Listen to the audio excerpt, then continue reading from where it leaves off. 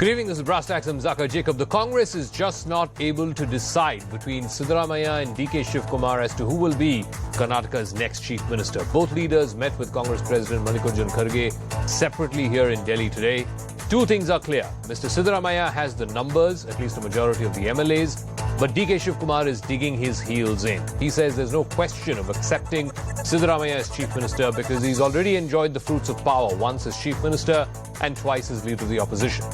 DK also says that he would rather sit as just an ordinary MLA and does not want to be anyone's deputy.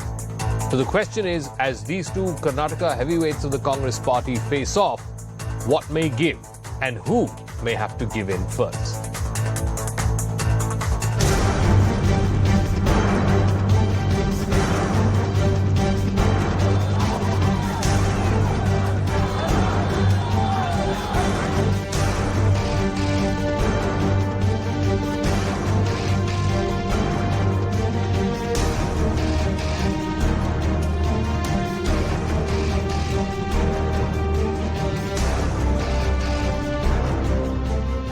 Of them are reporting that I will resign and all nothing.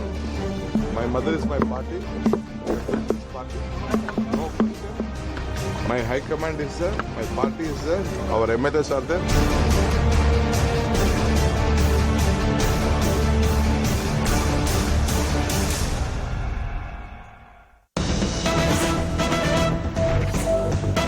So Siddaramaiah had an hour-long meeting with Mallikarjun Kharge, the AICC president, after which he's now driven down and had separate meetings, first with KC Venugopal, the Congress's General Secretary organization, and also, even as we speak, he's having a separate meeting with Randeep Surjewala, who is the General Secretary in charge of Karnataka.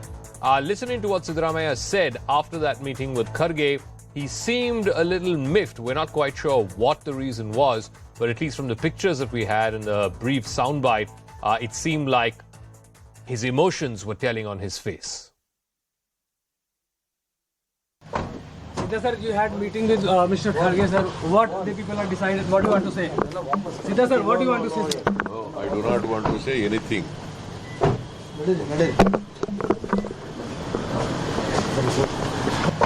Siddha sir, you had meeting with Mr. Kharge sir. What the people are decided? What do you want to say? Siddha sir, what do you want to say? No, I do not want to say anything. He seems a bit miffed, a bit angry, if you will. But let me try and go across to my colleagues, Pallavi Ghosh. She's joining us here in Delhi, and Harish Upadhyaya is joining us from Bengaluru. Pallavi, so Siddaramaiah had an hour-long meeting with Kharge, then separate meetings with KC Venugopal, now with Randeep Surjewala. Clearly, he is, not just making a pitch that he has the maximum number of MLAs backing him, but he's also doing the rounds with these consultations, these meetings.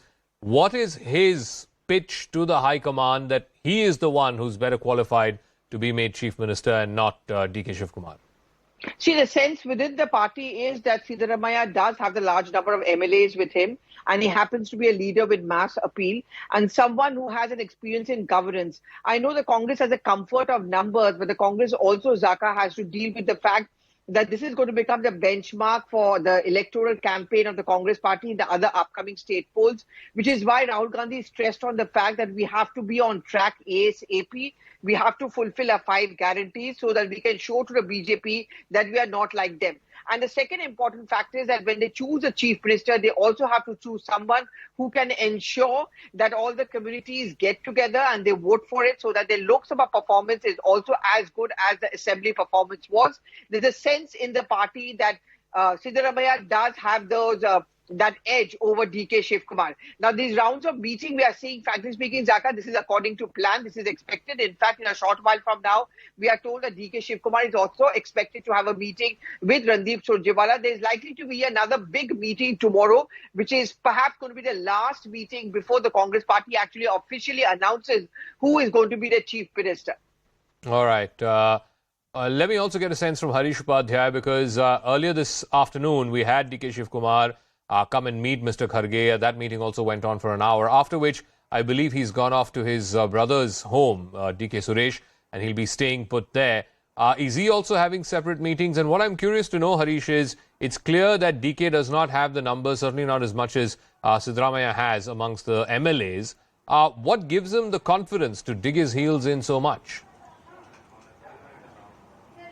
Well, DK very smartly is not talking about numbers. He's saying that look at Siddaramaiah. He's been leader of opposition twice. He's been a chief minister for full tenure. What has he done for the party? He's a late entrant, that's fine, but what has he done after that for the party organization? Look at my contribution. He's talking about 1999. He says it was S.M. Krishna who was the KPCC president. There was a massive mandate that he got. He went out to become the chief minister. He's saying there are already several instances where the KPCC president has become the chief minister. That's what needs to be considered. He's also saying that Siddaramaiah has got enough chances, and he's sending across a message that whatever the party does now is also a message that's being sent to the party loyal workers, not just in Karnataka, outside as well. He's also played that Vokkaliga card. Even yesterday when we spoke to him, he said, I had appealed to Vokkaligas, the Vokkaliga community, Swamijis and even Janata Dal supporters. They've accepted my appeal. We will have to see what the High Command is doing. So he's playing these 2-3 cards. He knows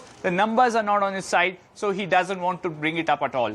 Okay, we'll see which of these yardsticks the Congress High Command goes by. But for the moment, we'll leave it at that. Pallavi Ghosh and Harish Upadhyay for joining us. This is going to be a long night and perhaps a long couple of days because what would have seemed like a straightforward decision for the Congress party is taking days after that historic victory of 135 seats on Saturday. Let's try and put this into perspective. Tom Varakan, spokesperson of the BJP, joining us. Aishwarya Mahadev, spokesperson of the Congress Party, will be joining us. Riju Datta of the TMC will be joining the program in a minute. Smita Prakash is editor of ANI, and Nalin Mehta is group consulting editor with Network 18. Aishwarya, in the normal course of things, whoever has support of majority of MLAs, he or she goes on to get elected as the legislature party leader. And in this case, because the Congress is in majority, the de facto chief minister. Why is this taking so long? It's clear, as per numerous media reports, that Mr. Siddaramaiah has not just, it's not a 50-50 or a 55-45 kind of a situation. By most media reports, he seems to have more than 90 out of 135. That's the support of 2/3 of the MLAs. It should be a no-brainer, a straight-up a choice here between Mr. Siddaramaiah and Mr. D.K. Shivkumar. Why is it taking so long then? Good evening, Zaka. I remember as of yesterday, almost all of the mainstream media had already declared that a certain person was chief minister until a clarification was given. And I'm sure that all the mainstream media does have a lot of wisdom on what the politics of this situation is. But I'm still going to wait until I get an official communication from the party that says these many votes have been cast, because it was at the end of the day a secret ballot and it is largely speculative. Who may have the votes and whatnot is secondary. And the other thing I will ask you, Zaka, is who set the precedent? Different states have different manners in which chief ministers are being selected. This is not only about MLAs, this is about the entire organization. This is about the leadership. There was a situation in how we chose the party, the CLP leader in 2013. There's a situation that we used in Rajasthan and Madhya Pradesh and Himachal Pradesh as well. It is dependent on what the Congress president at that point, along with the General Secretary organization and General Secretary of the state in charge, feel is pertinent. So I do not understand why that there is this whole set process that somebody is throwing in our face saying this is what you should follow. No. No, but Aishwarya, one second. What would your argument be? Well, what would your argument be if the High Command were to go with the person who does not have the support of majority MLAs? How will you convince the MLAs that, look, this is our choice? I'm not the person that has to do the convincing, Zaka, but let me just tell you this. The 135 MLAs form one component of the entire process, right? Because they may be the legislators, but there is an entire organization of general secretaries, secretaries, observers, and coordinators that have worked in each one of the 224 assembly constituencies. There are also observers sent from the AICC. There is also a GSO. There are also senior leadership, all of whom are consultatively sending their reports into the Congress president.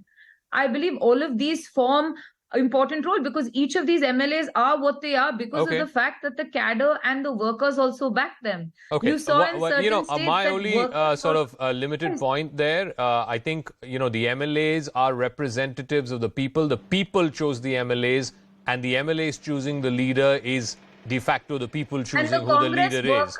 I don't think the workers or the general secretaries necessarily have a say in that. But anyway, be that as it may, maybe in the Congress the processes are different. But Tom Vadakan, Tom Vadakan, the point is that, why are you begrudging the Congress the 3 days that they've taken? You took 1 week to elect Yogi Adityanath.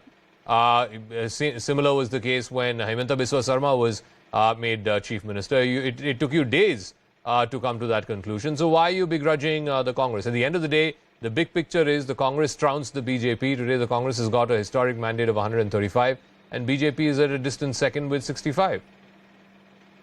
Zaka, we have no problem with whatever time they take, but let them come with a chief minister who can govern the state.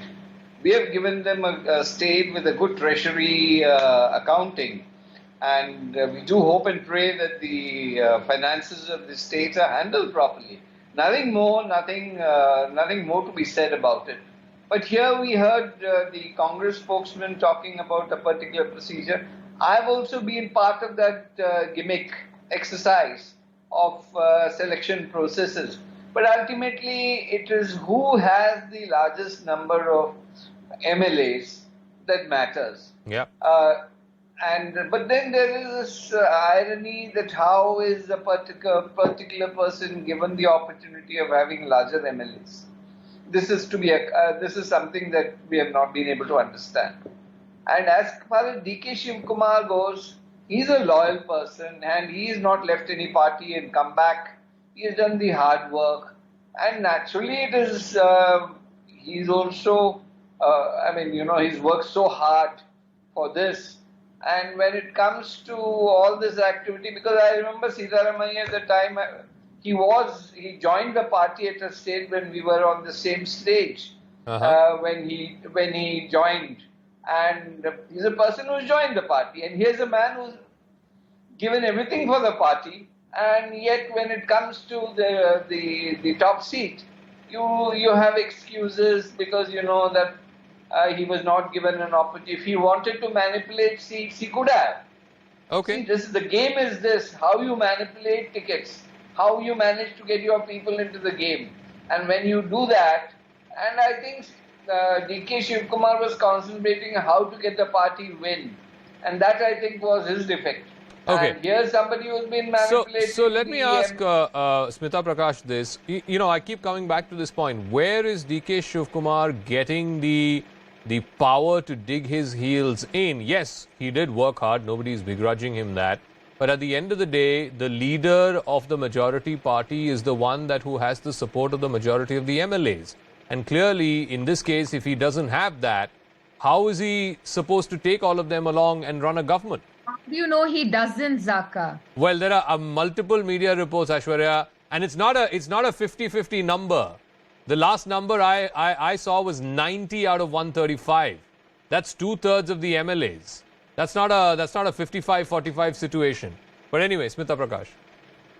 Yeah, Zaka, I think if you go by the letter of the law, yes, the numbers matter. And if Siddaramaiah has the numbers, then he I guess, gets it. And as a democratic exercise, that would seem fair. But there are more things at play out here. Everybody knows that. It's more than just the numbers, The problem also with the Congress party is that it's a problem of plenty. They have a lot of talent in their bench strength. Their bench strength is strong in Karnataka. And as far as DK Shivkumar is concerned, I think Zaka, the thing is that he kind of worked so hard to rejuvenate this party. He meticulously planned the entire process of winning this election when Congress was down and out. And to actually, not just erase the stigma of corruption for the Congress, but to slap on the stigma of corruption on the BJP was an enormous task. If you remember, Manmohan Singh's government failed and fell because of that stigma of corruption. And Manmohan Singh went on record to say that it was a matter of perception. And here DK Shivkumar worked, he and his brother just planned and recreated the imaging of the Congress party.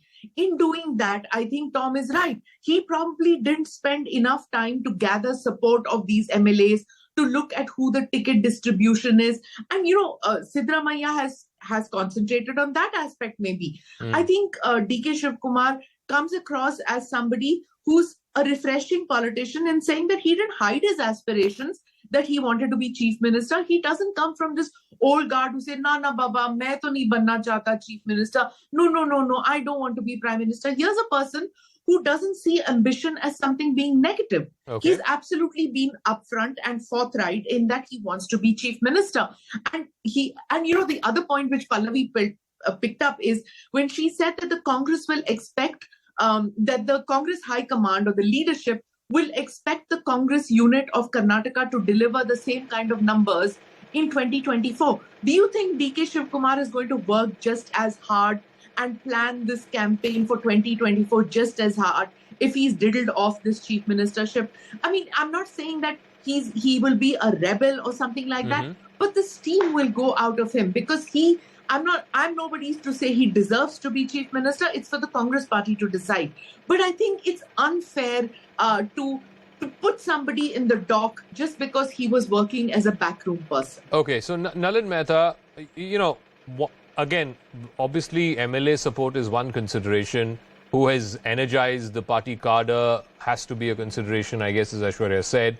But one of the things that people continually talk about is, even when you go back to the exit polls, the opinion polls, when they were asking ordinary people chief ministerial choice, there seemed to be daylight between the number of, or the percentage of people who were saying siddaramaiah as compared to the ones who were saying DK Shivkumar. Now, all of this is public perception. Public perception can be changed, but it is an important marker. I mean, I think one of the surveys said 40% was siddaramaiah's acceptability amongst the electorate as the number one choice for CM, whereas for DK it was only 4%. That's right, Zaka, and that's the conundrum for the Congress. I think this is a difficult one for the Congress. They've had a historic victory, the biggest in 40 years. Talking to DK Shivkumar earlier, he is very, very convinced that he should be chief minister, and this has been the case even before the campaign started. In the end, I think you should go with who the MLAs largely go with. I think that's what would be the right thing to do.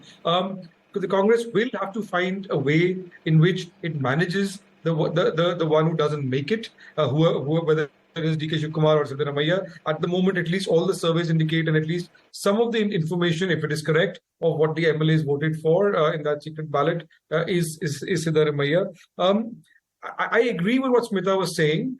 This will be, we've seen in the past, it's completely legitimate for different political leaders to have chief ministerial ambitions, and I think it's perfectly okay for DK Shivkumar to voice those ambitions publicly. But I think the challenge with the Congress will be that if you're going to have a disgruntled leader, how do you manage it up to 2024 and so on? Maybe you have a 50-50 arrangement, maybe all of those things, but it's a difficult challenge. Talking about 2024, and Riju Datta is there with us. Riju Datta, the West Bengal Chief Minister Mamata Banerjee said, perhaps after the results in Karnataka and the way it was a pretty decisive mandate for the Congress party, that the formula should be that wherever the Congress is strong, we will leave it alone, and wherever we are strong, the Congress should leave us alone. Why do you believe that this will be acceptable to all parties, including the Congress? The Congress can turn around and say they are a player in Bengal.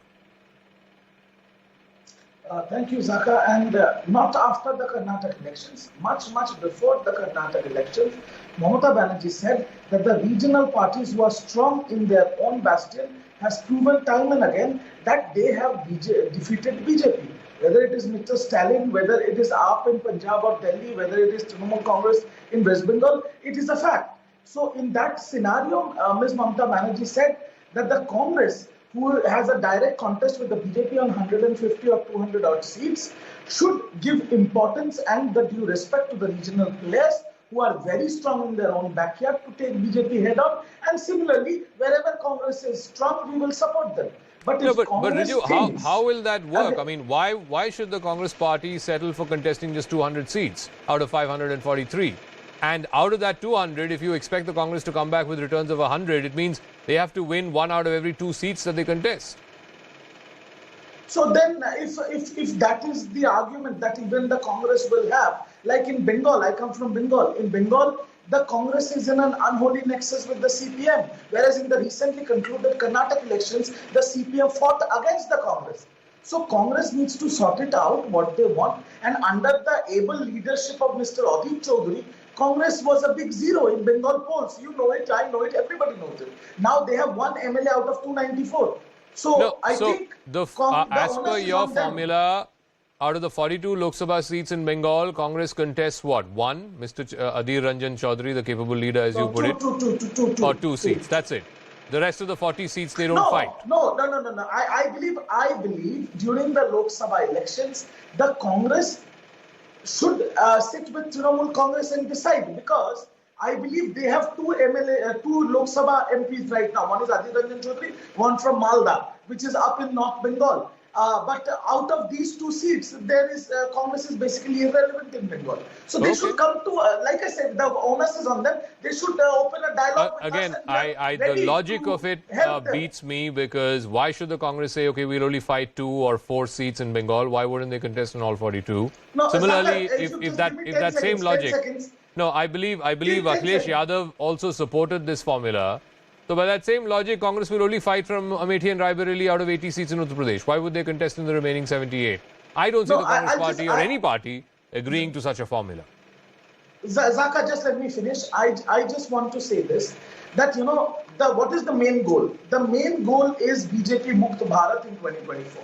So all the like-minded parties to find a common ground. If the Congress contests Trinamool Congress in Bengal, and that gives some sort of leverage to BJP, then obviously we cannot help the Congress. Like I said, they are the people who are fighting BJP in over 200 seats. So onus is on them to open a dialogue with all the regional players. Okay, Aishwarya Mahadev, would that be acceptable to the Congress party? One of the concerns for non-Congress, non-BJP parties like TMC or Aam Aadmi Party, BRS, etc. is, this verdict has once again reinforced their worst fears, which is that the Congress will now claim that it's the fulcrum of the opposition, it is the big brother, so on and so forth. And they can turn around and say, if you can't sort out between Siddaramaiah and DK Shivkumar for over 3 or 4 days, how are you going to sort out with myriad opposition parties? To extrapolate a process of choosing a chief minister to the larger 2024 plank is one I do not think a corollary or something that should be done, one, Zaka. And the second thing is, for all political parties, regional, however big, large, whatever their presence, this is about not only 2024, but this is about the survival of political parties and political opposition in a democracy, as you have seen. And it's a certain amount of inevitability that these political parties come together to work, and you need to have a fulcrum. The modalities, the terms and conditions, I'm sure over time will be evolved, and we have a very, very mature leader in the form of Shri Mallikarjun Kharge at the helm of our party, who I'm sure is a very acceptable face to play that role. But I is think this a formula that would be acceptable to the Congress? Like in Bengal, they contest just 2 seats. In UP, they just contest 2 seats. And of course, in the states where you're strong, you contest all seats. That's acceptable? Zaka, it's a 9-month-long process. I'm sure there are various versions of how regional parties and the Congress should contest, how all the opposition parties should contest and whatnot. It is not for media channels to sit and put out an entire political strategy. I am not to tell you what is acceptable to me, what is not. But the idea, the larger plank and my limited point is that the opposition parties need to find a way of fruitfully having an alliance with each other, because overlapping vote banks tends to leave neither of us the beneficiary in the larger picture. Okay, so let me ask Tom Vadakan this. Now, many are saying that this sort of sets the template for the upcoming assembly elections in Chhattisgarh, in Rajasthan, in Madhya Pradesh, where again, it's not like the BJP's corner is all hunky-dory. In Chhattisgarh, I don't know if you have found an able sort of challenger to Bhupesh Baghel. Raman Singh is still very much active, refusing to let go. The generational change that should have happened in your state unit has not happened. In Rajasthan, the less said, the better. There are any number of claimants to be the next chief minister. And again, you can't seem to be able to get rid of or sideline or retire the Maharani Vasundhara Raje Scindia. Madhya Pradesh, maybe opposition is slightly better than the other 2 states, but it's not like the BJP is bereft of any of these problems that the Congress is currently going through in Karnataka. Look, political processes have complications, but then our leadership has the capacity to sort it out. And that is the confidence we have in our Prime Minister, and that he has that impression, that he has that aura, that can take control of situations and find solutions to problems. Now look at this Bengal situation.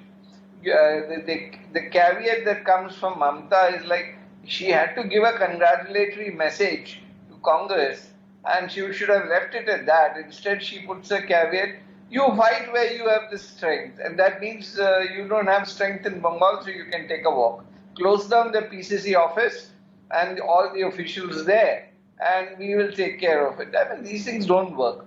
We know how to manage and tackle. We have had a problem in Karnataka. We are now on the drawing board on it, and believe me, we will sort it out. And the way this is going, I think we will be in a better position in the opposition, and drawing blood at the appropriate moment when this ATM Sarkar gets into functional. By the way, just as much as all of this drama on who's going to be the next chief minister is playing itself out on national television, I suspect there will be some drama on what's the next gen leadership in Karnataka BJP as well. Who's going to be the state president, who's going to be the leader of the opposition, may not play out in such full public glare, but be that as it may. Smita Prakash, one of the points that the DK camp is sort of feeding to press persons and others is, look, Siddaramaiah has already been chief minister once, he's been leader of the opposition twice, and he's not really a dyed-in-the-wool congressman. He came to the Congress only in 2006, whereas DK has been a lifelong congressman. Does that argument cut ice? To a certain extent, yes, that DK Shiv Kumar rose from the ranks. He's essentially a real congressman as compared to Siddaramaiah, who was an import.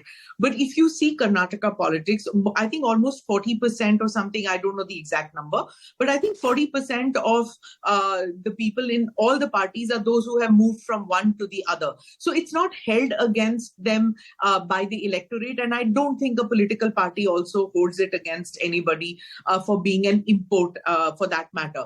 About the BJP, you're right. I think there's going to be a purge there because they have to. If nothing else, sort themselves out after the mess that they've created with this loss. You also brought about this point about the Congress being the fulcrum in a united opposition. If you see the opposition as a single unit at this stage, it's not yet one. But if you were to see it that by 2024, if it was to morph into a unit, will Congress be the fulcrum? My thinking so far is that the number of times this has been attempted by political parties and failed to happen, the only way out is because, by saying Kharge or Pawar or Mamta or any of these people, and even Nitish to that extent, I don't think any of them are acceptable as somebody who can make this. The Congress is on a high. It is certainly going to be the largest unit in this united opposition. But as far as the fulcrum is concerned, they just need an outside strategist to come and tell them to keep emotions out of this, because politics is a highly emotional game. If they were to bring emotions into it in the next state elections and let it shadow their relationships as a united opposition, they certainly will not be able to challenge the BJP, which is going to learn from its lessons from the Karnataka mess and bring and energize their cadres as far as 2024 is concerned. No, but Nalin, again, leaving emotions aside, if you were to just go by pure, cold, hard logic, how will you pitch this to the Congress that if this is the, opposition united formula where the parties that are strongest to take on the BJP in each of the 543 constituencies, you find that party and you feel that candidate, and every other opposition party then backs that candidate.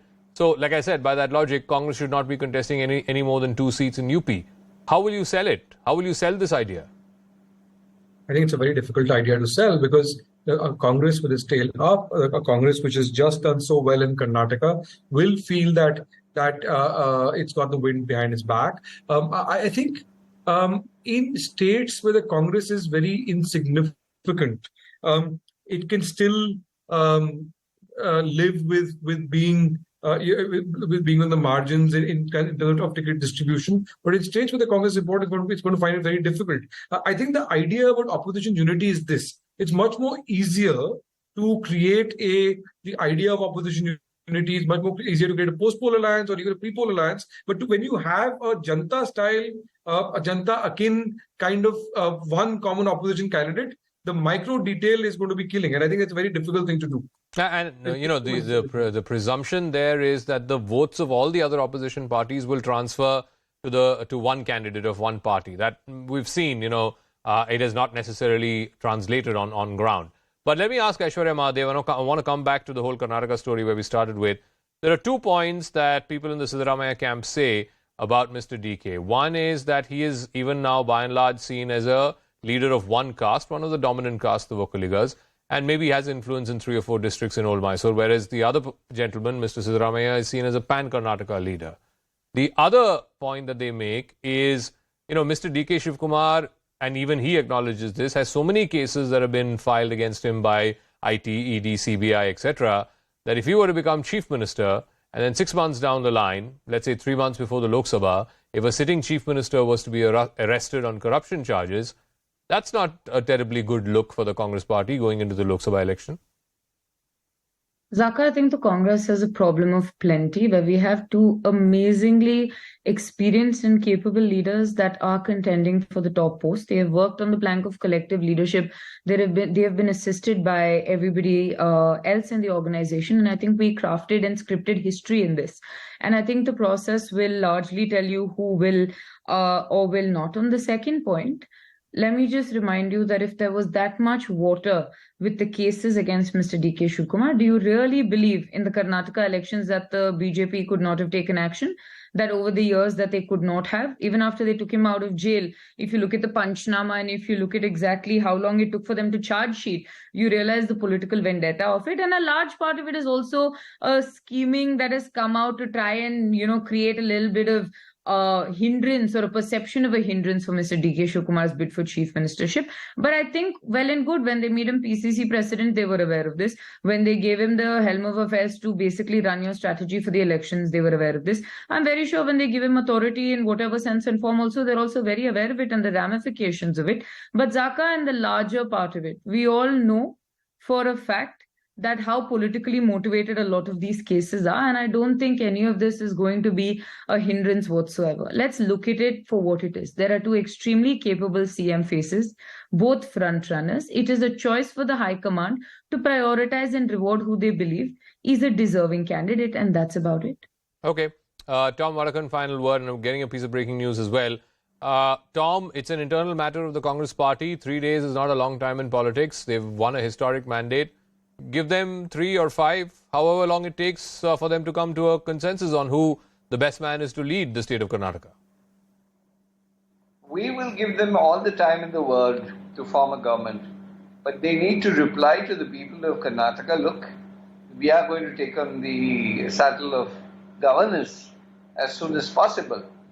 Now, as to the question of who amongst these 2 will make it finally, it is a situation like Rajasthan or maybe Punjab, where I think the time is ticking, and we'll watch the game very closely, because this is a case of a person who has given all his lifetime for bringing up the party, and the last minute he is told to sidestep because there are cases or whatever is pending against him. And if you have decided your mind, why don't you say that outright, and why are you taking 3 days? Okay. All right, we'll leave it at that. It's quite piquant.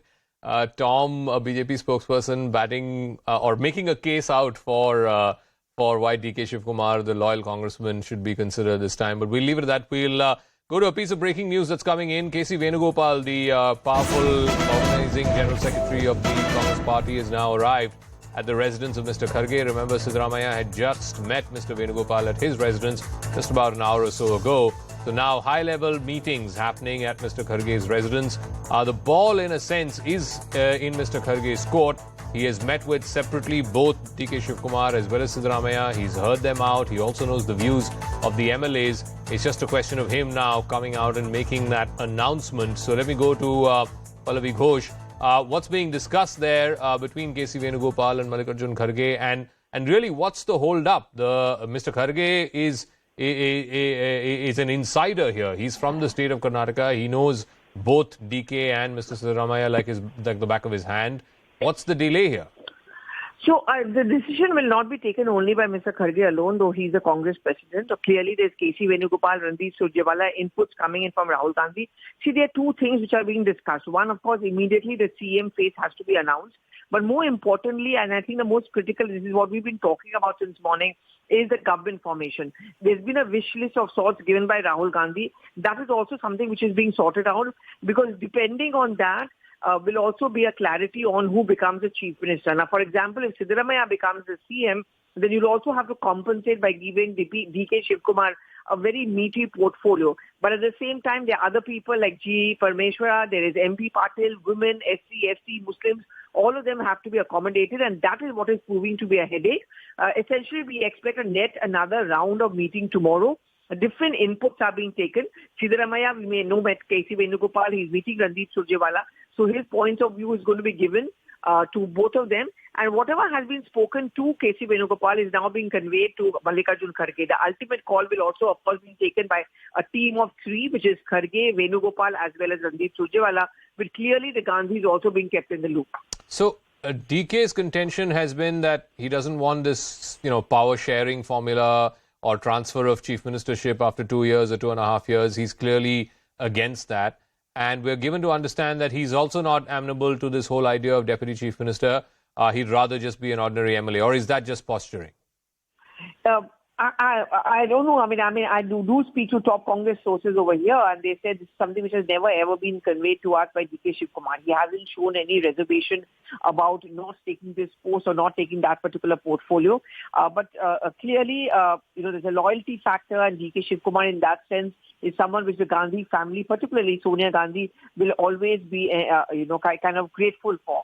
But the value and importance of DK Shivkumar doesn't end with the end of Karnataka elections. There are Lok Sabha elections. The Congress wants to do well. 15 to 20 seats at least is what they are looking at. And for that, DK Shivkumar becomes extremely critical and important factor. So I don't think the Gandhis or anyone from the Congress party at this point of Zaka can afford to anger or, distance themselves. But Congress is very categorically telling me that, we have not faced any threat, no blackmailing, nothing has come from DK Shivkumar so far. But we do also understand that he has his ambitions, which anyone is allowed to have. And very quickly, I believe that you had put out this information in the afternoon also about Rahul Gandhi saying that we have a Lok Sabha election to fight and Karnataka is an important state. And to that extent, they do need DK Shivkumar and his organizing ability and his ability to, mobilize the cadre and so on and so forth. So if they were to offer him some plum portfolio or senior cabinet position and he accepts that, the Congress party, the High Command is okay with him being both that as well as KPCC president? It is one man, one post is something I don't think the Congress party will have a problem with. We saw them breaking that rule when it came to Madhya Pradesh, where Kamal Nath was both the chief minister and the PCC chief for a long, long time. And as I said, the Karnataka electoral results are important not only because of the big win they've given to the Congress, but that's the calculation. States where we are in power, we're going to try and get the maximum number of Lok Sabha seats. And therefore, they're looking at Karnataka, at least 15 to 20 seats. That's what they're looking at. And they do understand that DK Shivkumar is someone who is going to be very, very integral to this plan. All right. We'll leave it at that, Pallavi Ghosh. We'll see how this plays out for the Congress. The longer it continues, the sort of glory of the victory kind of gets reduced by a notch or two, because you would expect that the Congress would have settled this issue even before the verdict came in as to who amongst these two men will be made chief minister and what the power sharing formula is.